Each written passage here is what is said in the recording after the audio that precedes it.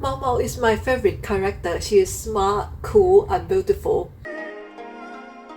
Today I'm gonna make her favorite food. Let's go! I've chosen chicken thighs for this recipe because they are juicy and tender. I cut the thighs into bite-sized pieces and season them simply with salt and pepper. I will add the salt later as it contains sugar which can burn before the chicken is fully cooked. For skewering the chicken, I soak the skewers in the water to prevent them from burning during grilling. The sauce have a salty, sweet flavor, but you can adjust the sweetness to your liking.